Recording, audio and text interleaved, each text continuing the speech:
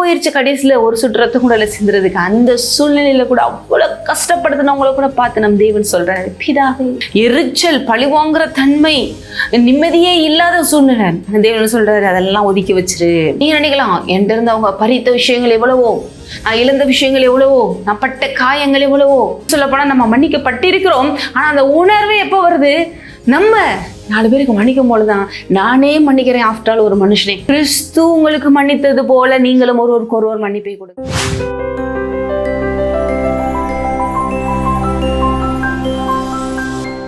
Praise the Lord. உங்கள் ஒருவரையும் பாதைக்கு வெளிச்சம், கால்களுக்கு தீபம். இந்த நிகழ்ச்சிக்கு ஆண்டவராகிய இயேசுவின் நாமத்திலே வாழ்த்தி வரவேற்கிறேன். இந்த நிகழ்ச்சியின் வாயிலாக தேவனுடைய வார்த்தைகளை இன்னும் அதிகமாக தியானிக்க ஒவ்வொரு வாரமும் தேவன் கிருபை செய்து வருகிறார். இந்த செய்தியை தொடர்ந்து கேளுங்க.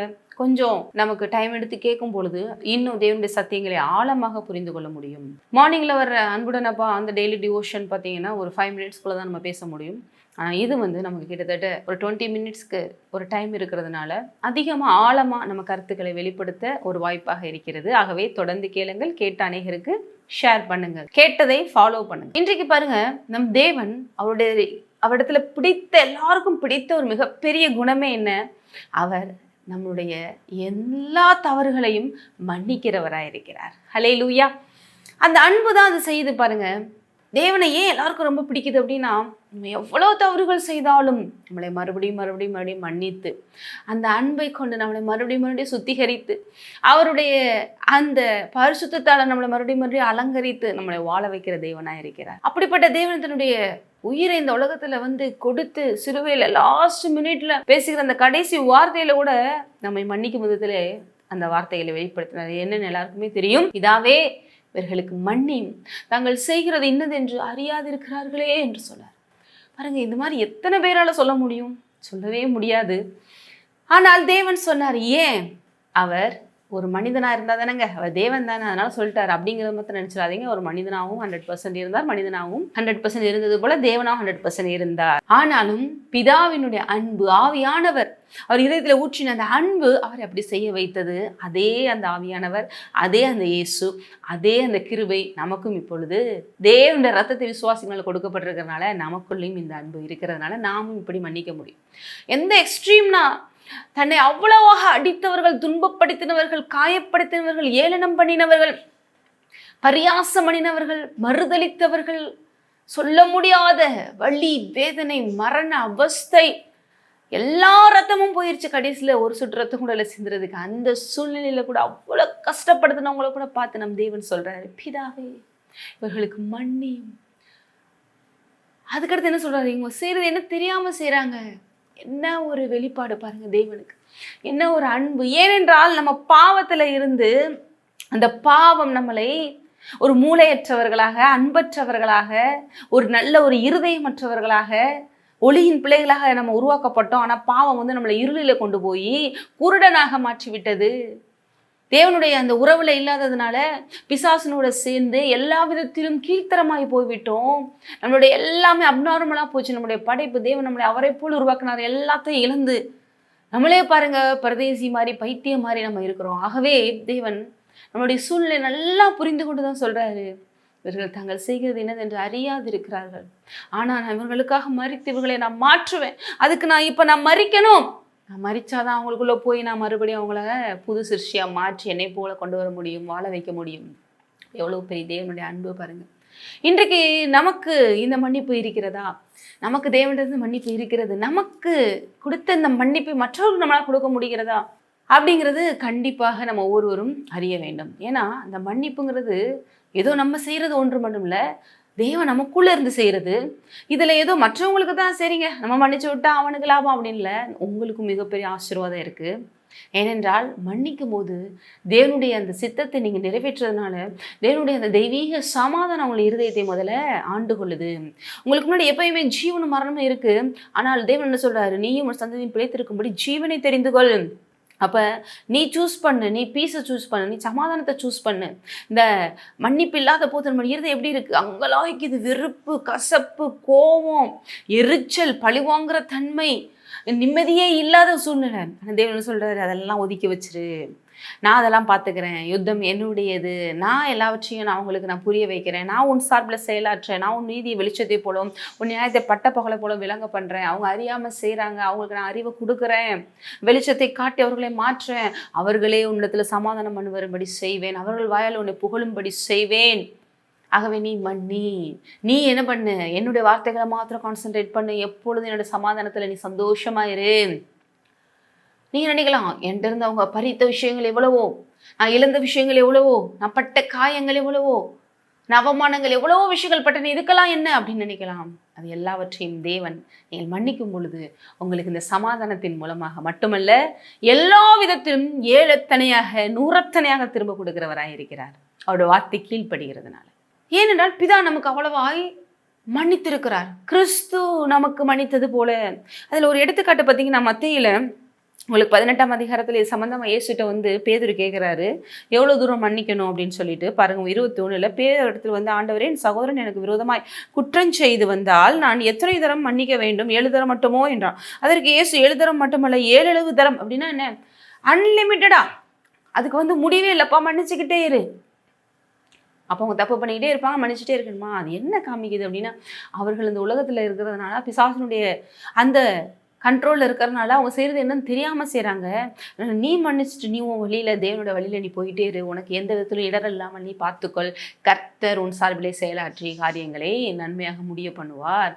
எல்லாத்துக்கும் மேலே அவனுக்காக நீ ஜெபி. நிறைய நேரம் பாருங்கள், நம்ம எதிரிகளுக்காக ஜெபிக்கிறது இல்லை, அவங்கள சபிக்கிறோம், அவங்க கெட்டு போகணும்னு நினைக்கிறோம். ஆனால் உண்மையிலேயே தேவன் ஏன் அவங்கள ஆசீர்வதிங்க சொல்கிறாரு அப்படின்னா, நம்ம ஆசீர்வதிக்கும் போது தான் பாருங்க தேவன் அவங்களுக்கு போய் கிரியை செய்ய முடியும்.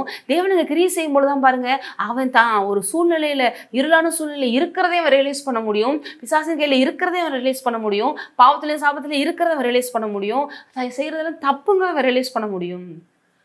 அதே நேரத்தில் கூட கொஞ்சம் நம்ம சபிக்க ஏன்னா அவன் இன்னும் ஒஸ்டா பிசாசோட சேர்ந்து ஒன்றும் இல்லாமல் தான் போவான்.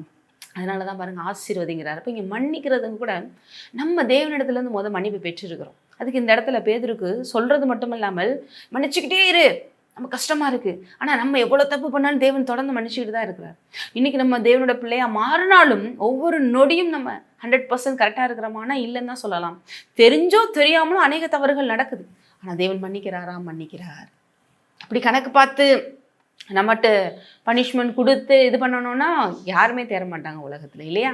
ஏன்னா அவரே ஒருத்தர் பர்ஃபெக்டான காடாக இருக்கிறாரு, நம்மளை கொஞ்சம் கொஞ்சமாக அவரை போல் மாற்றுகிறார். அவர் அன்பு என்ன பண்ணுது? அது எல்லாத்தையும் செய்கிறது. அப்போ தேவனை போல் நீ என்ன பண்ணு? அன்லிமிட்டடாக ஃபர்கிவ்னஸ் பண்ணு. அதுக்கு ஒரு அழகாக ஒரு எடுத்துக்காட்டு சொல்கிறாரு. அது வாசிச்சா டைம் வரும், உங்களுக்கு சிம்பிளாக சொல்கிறேன். அது ஒரு இடத்துல பார்த்தீங்கன்னா, பரலோக ராஜ்யம் தன் ஊழியக்காரத்தில் கணக்கு பார்க்க வேண்டும் என்று ஒரு ராஜாவுக்கு ஒப்பாக இருக்கிறது. அவன் ஒருத்தனுக்கு கடன் கொடுக்குறான், கிட்டத்தட்ட அவங்க 16,000 தாலந்து கடன். அந்த பேலன்ஸ் 18ஆம் அதிகாரத்தில் 20க்கு மேலே படிச்சுட்டு வந்தோன்னா இந்த கதை வருது. அந்த ராஜா தனக்கு கீழே இருக்கிற ஊழியக்காரனுக்கு கடன் கொடுக்குறான். அவங்களுடைய ஊரில் 10,000 தாலந்து கடன் பட்டவன், கிட்டத்தட்ட நம்ம ஊரில் 10 லட்ச ரூபா அப்படின்னு சொல்கிறாங்க. அவனால் கட்ட முடியல. இவன் கூப்பிட்டு வச்சு கேட்குறான். இவன் வந்து ரொம்ப கெஞ்சி கெதறி, என்னால் முடியல, அதனால் கொஞ்சம் எக்ஸ்கியூஸ் பண்ணுங்க அப்படின்லாம் கேட்குறான். சரி, அதுக்கு என்ன பண்ணுறான் பாருங்கள். 26 அந்த ஊழியக்காரன் தாழ விழுந்து வணங்கி, ஆண்டவரே இடத்தில் பொறுமையாக இருக்கும், எல்லாவற்றையும் நமக்கு கொடுத்து தீர்க்கிறார். அதுக்கு முன்னாடி அவர் என்ன சொல்கிறாரு? உன்னோட வீட்டில் இருக்கிற எல்லாத்தையும் கூட விற்று கொடு அப்படிலாம் நிறைய ஹார்ஸாக பேசுகிறாரு. ஆனால் ரொம்ப வந்து ஆண்டவனே பொறுமையாயிரும், கொடுத்து தீர்த்துறேன் அப்படிலாம் சொன்னோடனையும் சரின்னு சொல்லிட்டு மனதிறங்கி, அந்த பாயிண்ட்டை நீங்கள் நோட் பண்ணணும், மனதிறங்கி என்ன பண்ணுறாரு? விடுதலை பண்ணி கடனையும் மன்னித்து விட்டான். பாருங்கள் எவ்வளோ ஒரு மன்னிப்பு. கடனில் பரவாயில்லப்பா போ அப்படின்னு சொல்லிட்டு அவன் மேலே அந்த மனது இரக்கம், அந்த அன்பு, அந்த கருணை, அந்த கிருபை, அதை அவனுக்கு செய்ய வைக்கிறது. கிட்டத்தட்ட 10 லட்சம். ஆனால் இதே என்னன்னா, அந்த 10 லட்சம் கடன் வாங்கின மட்டும் ஒருத்தன் கடன் வாங்கியிருந்தான். அவங்க ஊர்படி பார்த்தீங்கன்னா 100 வெள்ளி பணம்னு சொல்கிறாங்க, கிட்டத்தட்ட 100 ரூபா அப்படிங்கிற மாதிரி தான் ஒரு நம்ம ஊர் கணக்கில் எடுத்துக்கலாம்.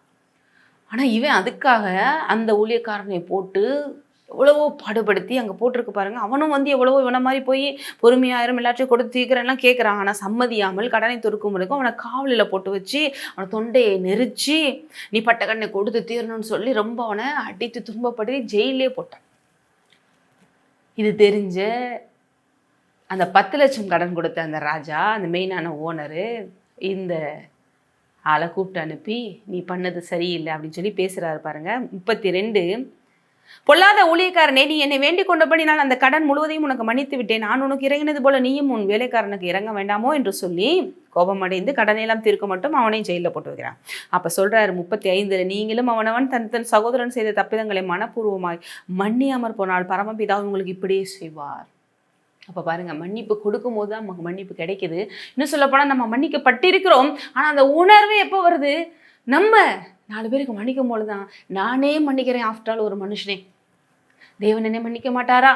என்னுடைய இந்த சின்ன அன்பே இந்த காரியங்களை மன்னிக்க வைக்குது, சகிக்க வைக்குது. அப்போ தேவன் அன்பின் உருவானவர், நான் செய்கிற தவறுகளை மன்னிக்க மாட்டாரா அப்படிங்கிற அந்த புரிதல் வருது, வெளிப்பாடு வருது.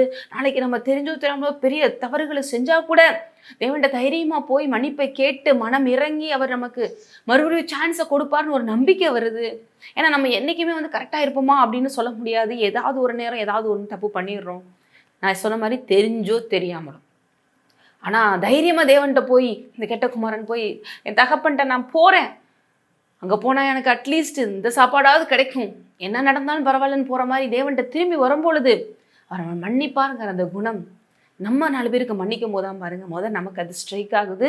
அவர் மன்னிப்பாருங்கிற உறுதியும் வருது. அதனால தான் இங்கே மத்தேயில 6ஆம் அதிகாரத்திலேயே தேவன் இங்கே சொல்கிறாரு, நிறைய விஷயங்களை சொல்லிக்கிட்டு வர்றாரு. அப்போ மன்னிப்பை பற்றியும் 14-15 பாருங்கள், மனுஷனுடைய தப்பிதங்களை நீங்கள் அவர்களுக்கு மன்னித்தால் உங்கள் பரமபிதா உங்களுக்கும் மன்னிப்பார். மனுஷனுடைய தப்பிதங்களை நீங்கள் மன்னியாதிருந்தால் உங்கள் பரமபிதா உங்கள் தப்புகளையும் மன்னியாதிருப்பார். மறுபடியும் சொல்கிறார். ஏன்னா எதை விதைக்கிறோமோ அதை அறுப்போம். இப்படியாக மன்னிப்பை பெற்றிருக்க மன்னிப்பை குறித்து நிறைய வசனம் நம்ம பார்த்துக்கிட்டே போகலாம். எல்லாத்துலேயும் பார்த்தீங்கன்னா கொலோசியர், எபேசியன்ஸ்லாம் என்ன சொல்லுது? கிறிஸ்து உங்களுக்கு மன்னித்தது போல நீங்களும் ஒருவருக்கு ஒருவர் மன்னிப்பை கொடுங்க. கிறிஸ்து உங்களுக்கு செய்தது போல, கிறிஸ்து உங்களுக்கு செய்தது போலங்கிறத அங்கே மென்ஷன் பண்ணி பவுல் காமிக்கிறாரு. நீங்கள் சும்மா ஒன்றும் இல்லைப்பா, நீங்கள் அவர்கிட்ட இருந்து வாங்கினீங்களே, இப்போ நான் ஒரு எடுத்துக்காட்டு ஒரு கதை காமிச்சு பார்த்தீங்களா, அந்த மாதிரி அது போல நீங்கள் செய்யுங்க. அதுக்கு நம்ம கடன் பட்டவர்களாக இருக்கிறோம். சிலர் பாருங்க, இந்த மாதிரி மன்னிப்பெல்லாம் பெற்றுட்டு மறுபடியும் சில நேரங்களில் பின்னோக்கி பார்த்து தேவையில்லாத அநேக பிரச்சனைகளை கொண்டு வந்துடுவாங்க. அப்போ முன்னானவைகளை மறந்து பின்னானவைகளை மறந்து முன்னானவைகளை நாடு என்று வேதம் சொல்லுது இல்லையா? பின்னோக்கி பார்க்காதே. லோத்தின் மனைவி ஒரு எக்ஸாம்பிளுக்கு நம்ம சொல்லலாம். அது வேற ஒரு கதை, பட் ஒரு சிம்பிளாக ஒரு எக்ஸாம்பிளுக்கு சொல்லலாம். பின்னோக்கி பார்க்காதே, அது முடிஞ்சு போன விஷயம், அது அழிவு, அது பாவம், அது வேண்டாம் அப்படின்னு. ஆனால் திரும்பி பார்த்தா உப்பு தூணா மாறினான்னு சொல்லப்படுகிறது. அது எதை காமிக்குது? அந்த இடத்த பார்க்கணும் இல்லை, அந்த விஷயம் அவர் ஈர்த்தது என்று தான் சொல்ல வேண்டும். அதே போல் நிறைய பேர் பாருங்க, ஆண்டவர் காப்பாற்றி விடுறாரு, மன்னிப்பை வாங்குறாங்க, எல்லாம் வர்றாங்க, வந்துட்டு மறுபடியும் பின்னால் திரும்பி போய் அந்த வாழ்க்கைக்கு போனால் அது சரியாக வராது. அப்படி போகக்கூடாது என்று வேத வசனம் நம்ம கிளியராக சொல்லுது. அந்த சம்மந்தப்பட்ட வசனங்களை உங்களுக்கு நான் வாசிக்க விரும்புகிறேன். பிலிப்பியரில் 3:12-13 வரைக்கும். 3:12-13 பாருங்க. நான் அடைந்தாயிற்று அல்லது முற்றும் தேறினானேன் என்று எண்ணாமல் கிறிஸ்து இயேசுவினால் எதற்காக பிடிக்கப்பட்டேனோ, நான் எதற்காக ரட்சிக்கப்பட்டேனோ அதை நான் பிடித்து கொள்ளும்படி ஆசையாக தொடர்கிறேன். தொடர்ந்து நான் முன்னேறி போகிறேன். சகோதரரே, அதை பிடித்துக்கோனேன் என்று நான் எண்ணுகிறதில்லை. எல்லாம் முடிஞ்சிருச்சு அப்படின்னு நினைக்க முடியாது. ஒன்று செய்கிறேன், பின்னானவைகளை மறந்து முன்னானவைகளை நாடி கிறிஸ்து இயேசுக்குள் தேவன் அழைத்த பரம அழைப்பின் பந்தய பொருளுக்காக இலக்கை நோக்கி தொடர்கிறேன். இப்படியாக நம்ம ஒவ்வொருவருமே நம்ம லைஃப்பில் ஒரு ட்ராக்ல போயிட்டுருக்கோம், தேவனை நோக்கி போயிட்டுருக்கோம், அவர் நமக்கு வச்சிருக்கிற அந்த கோலை நோக்கி போயிட்டுருக்கோம், அப்படி சொல்லி முன்னேறி போயிட்டுருக்கோம். தேவன் சொல்கிறாரு, ஒரு என்னை பின்பற்ற விரும்பினால் சிலுவையை சுமந்து கொண்டு என்னை பின்பற்ற கடவன், ஃபாலோ மீ அப்படின்னு சொல்கிறாரு. அவர் மெய்ப்பராக இருக்கிற ஆடுகளாக இருக்கிறோம். மெய்ப்பர் முன்னாடி போகும்போது ஆடுகள் அப்படியே போயிட்டே இருக்கணும், திரும்பி பார்த்துக்கிட்டு இருக்கக்கூடாது. இப்படி நிறைய பேர் பாருங்க, இந்த விதத்தில் எல்லா விதத்திலும் மன்னிப்பை பெற்றுருவாங்க, எல்லா விதத்தில் ஆண்டவருக்குள்ளே வந்துடுவாங்க, எல்லாம் செஞ்சுட்டு என்ன போட்டிருக்கு? இலக்கை நோக்கி தொடர்ந்து ஓடுகிறேன். ஏன்? கிறிஸ்து எனக்கு வைத்திருக்கிற அந்த இலக்கை நான் அடையும்படி எல்லாவற்றையும் விட்டுட்டு பின்னானவைகளை மறந்து முன்னானவைகளை நோக்கி போகிறேன். பவுல் சொல்கிற மாதிரி நீங்களும் இந்த உலகத்தில் எத்தனையோ விஷயங்கள் நம்மளை இழுக்கக்கூடியதாக இருக்கும், டைவெர்ட் பண்ணக்கூடியதாக இருக்கும். ஆனால் எதையும் என்ன பண்ணக்கூடாது? திரும்பி பார்க்கக்கூடாது. ஏன்னா தேவனே உங்களுடைய எல்லா பாவங்களையும் மன்னித்து மறந்து விட்டார்னா அவருக்கு மெமரி பவர் இல்லைன்னு கிடையாதுங்க. அந்த விஷயத்திற்கான கோபம், கசப்பு, உங்கள் மேலே இந்த வெறுப்பு, இது எல்லாமே போயிடுச்சு. உங்க மேல இப்ப அன்பு தான் இருக்கு. என்னை எல்லாவற்றையும் இயேசு தீர்த்துட்டார் என்று அர்த்தம். ஹல்லேலூயா. அப்ப இப்படியாக நம்ம அநேக வசனங்களை பார்க்கலாம். ஏசாயா 43:18-19 வரைக்கும் ஒரு வசனம் இருக்கு பாருங்க. அதே தான், பின்னானவைகளை மறந்து முன்னானவைகளை நாடி போங்க அப்படின்னு சொல்லுதான் ஏசாயா 43:18. முந்தினவைகளை நினைக்க வேண்டாம், பூர்வமானவைகளை சிந்திக்க வேண்டாம், இதோ நான் புதிய காரியத்தை செய்கிறேன், இப்பொழுதே அது தோன்றும். தேவன் இஸ்ரவேல் மக்கள் கூட அதான் சொல்றாரு, போனது போட்டு விடு, நான் புதுசாக உனக்கு தொடங்கி தரேன். ஆனால் மறுபடியும் முந்தினவைகளை நினைக்கக்கூடாது, பூர்வமானவைகளை சிந்திக்கக்கூடாது. நான் எல்லாத்தையும் இப்போ புதுசாக மாற்றிட்டேன், உன்னை புது சிருஷ்டியாக மாற்றிட்டேன், உன் பாவங்கள் எல்லாம் மன்னிக்கப்பட்டது, அவ்வளோ உன்னை நான் சுத்திகரிச்சிருக்கிறேன். இப்போ என்ன பண்ணக்கூடாது, அதனுடைய வேல்யூ தெரியாமல் மறுபடியும் பின்னால் திரும்பி பார்த்துக்கிட்டு கிருபையை வீணடிச்சுக்கிட்டு உங்கள் ஆசீர்வாதத்தையும் கெடுத்து தேவனையும் மகிமையை கெடுத்து பரிசுத்த குலைச்சலுக்குள்ளாக்கக்கூடாது. ஏன்னா அவர் மன்னிக்கிறாருன்னு சொல்லி நம்ம இஷ்டத்தை செய்யக்கூடாது, அது தவறு. ஏன்னா நம்ம தேவனை விட்டு பின்வாங்கி போக போக அது நமக்கு தான் ஆபத்து என்று வேதவசனம் நமக்கு கிளீனாகவே சொல்லுது. நிறைய வசனங்கள் இது சம்மந்தமாக நம்ம பார்க்கலாம். இதில் ஹீப்ரூவில் இந்த மன்னித்து மறக்கிற தேவனுக்கு நம்ம நிறையா எக்ஸாம்பிள்ஸ் நம்ம பார்க்க முடியும். இதில் குறிப்பாக பார்த்தீங்கன்னா ஜெரமியால 31-34 பார்த்தீங்கன்னா நமக்கு அவர் மன்னித்து மறக்கிறாருங்கள்ல. ஜாகர் அவர் நம்மளுடைய பாவத்தை நினைத்து பார்ப்பது இல்லை அப்படிங்கிறது வருது. ZAKAR அப்படின்னு சொல்லு, ரிமெம்பர் அப்படின்னு சொல்லிட்டு ஹீப்ரூல அர்த்தம். அதைத்தான் இங்கே அவர் மறுபடியும் ரீகால் பண்ணி பார்க்கறது இல்லை. அவர் எதையும் call to mind, record or make a memorial இப்படி வைத்து கொள்வது இல்லை. எதை? நம்மளுடைய பாவங்களை என்று கிளியராகவே போடப்பட்டிருக்கிறது. ஆகவே இப்படிப்பட்ட தேவனை நம்புகிற நாம், அவரால் அழைப்பை பெற்ற நாம் இவ்வளோ பாக்கியவான்களை உணர்ந்து நீங்கள் பெற்ற மன்னிப்பை வேல்யூவாக நினைங்க, தேவனை கொண்டாடுங்க. இந்த கொண்டாட்டத்தினுடைய விளைவில் உங்களுக்கும் அவருக்குள்ள இருக்கிற அன்பு நெருக்கமாகும். அந்த அன்பு உங்களுக்குள்ள பெருகி அநேகருக்கு மன்னிப்பை கொடுக்க வைக்கும். தேவனுக்காக பெரிய நல்ல வாழ்க்கையை வாழும்படி தேவன் உங்களை ஆசீர்வதிப்பாராக. ஆமென். ஆகவே அநேகருக்கு தேவனை காட்டும் விதத்திலே மன்னிப்பை தாராளமாக வழங்குங்கள். அது நிமித்தம் உங்கள் வாழ்க்கையிலே சமாதானம் நிறைவாயிருக்கும். அநேக விஷயங்களை தேவன் உங்களை எல்லாவற்றிலும் ஆசீர்வதித்து நூறத்தனையாய் பெருக செய்வார். செபிக்கலாம். சோதரம் தகப்பனே, இந்த அருமையான நேரத்தில் என்னோடு இந்த வார்த்தை கேட்ட ஒருவரையும் ஆசீர்வதிக்கிறப்பா. மன்னிப்பின் மேன்மையை புரிந்து கொள்ளட்டும், மன்னிப்பின் விலை மதிப்பை புரிந்து கொள்ளட்டும். விலை மதிப்பில்லாம இரத்தத்தால் நாங்கள் மன்னிக்கப்பட்டிருக்கிறோம். என்னுடைய பாவங்கள் மன்னிக்கப்பட்டதோ, என்னுடைய அக்கிரமங்கள் மன்னிக்கப்பட்டதோ, மூடப்பட்டதோ அவன் பாக்கியவான் என்று சொல்லப்பட்டிருக்கிறது. என்னுடைய அக்கிரமத்தை கர்த்தர் எண்ணாது இருக்கிறாரோ, அவன் பாக்கியவான் என்று சொல்லப்பட்டிருக்கிறது. அப்படிப்பட்ட பாக்கியவான்களாக மாற்றப்பட்டிருக்கிறோமே. நன்றியப்பா. இதை நாங்கள் உணர்ந்து பின்னோக்கி பார்த்து